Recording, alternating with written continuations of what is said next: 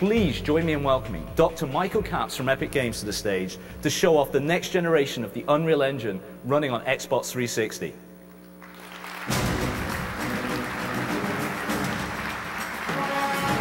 Michael, great to have you. Thanks, Chris. And I'm going to leave the audience in your capable hands. I'll do what I can. I appreciate it, sir. Totally have to buy a Zoom now. Okay, I'm Mike Capps. I'm the president of Epic Games. I hope there's a few Xbox fans in the audience today. Not one, all right. But you may remember a game we made for the Xbox called Gears of War that we did with Microsoft. We've had really good success. Thanks. I'm kind of proud of it. So we've had really good success with Gears and also Unreal Tournament. But as Chris mentioned, that's not all we do.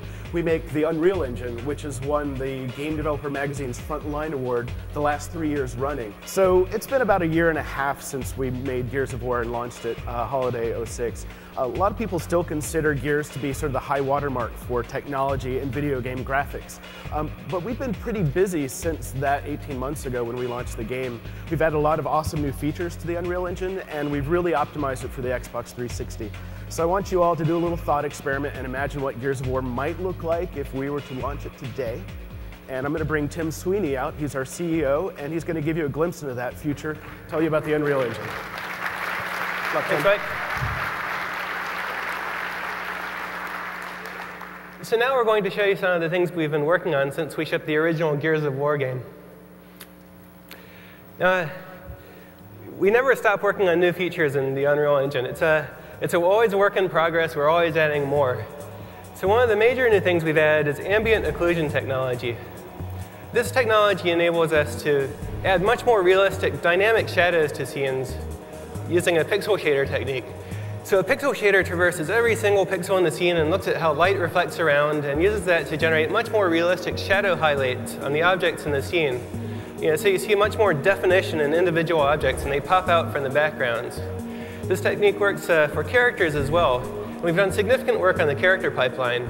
On the left here, you see Marcus Phoenix as he appears in Gears of War. And on the right, he's being rendered in our new character pipeline. You see there's much greater contrast in the shadows, much greater specular lighting bouncing off of the thing. You see a lot more detail in the character overall.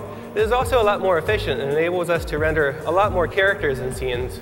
If you remember in Gears of War, you fought the Locust Horde, where the horde consisted of maybe like 5 or 6 locusts. But now we can really build scenes containing hordes of creatures. And here we have over 100 creatures running around in real time using flocking technology.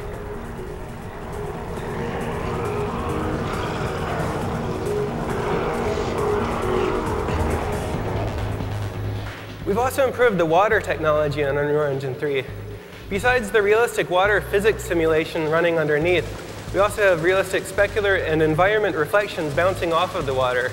So it captures much more of the realistic liquidy feel you see there. We also have more dynamic interaction with the water, so more realistic sound effects, more realistic splashes using particle systems. And this scales to very large environments. So you can build your game taking place on a deserted island, or you can build that jet skiing game you've always wanted to build using Unreal Engine 3. The engine now scales to much larger scenes like that. Now, Matinee is the system we use to build all of the Gears of War cinematics, the real-time cinematics that play back in engine. We've substantially improved this to give artists movie director class control over all of the objects in the scene, over cameras, over cuts. And we have a real-time preview now in engine that gives you all the visual effects of the real cinematic at a level that's not even seen in Hollywood now in their preview tools.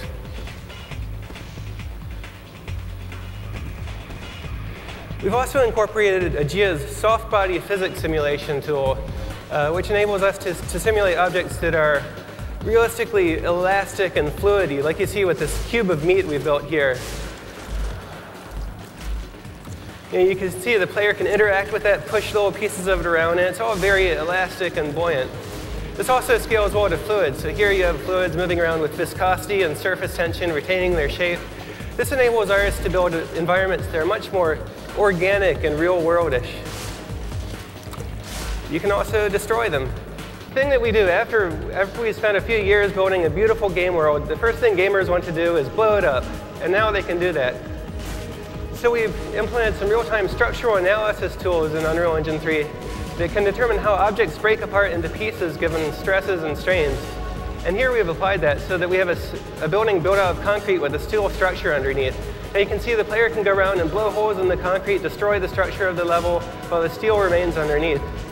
This is just one of the tools that enables designers to create far more realistic and destructible environments in future games. And these are just a few of the things we've been working on in Unreal Engine 3. We expect to have a lot more over the coming years as we learn to take more and more advantage of the Xbox 360's hardware power. Thank you.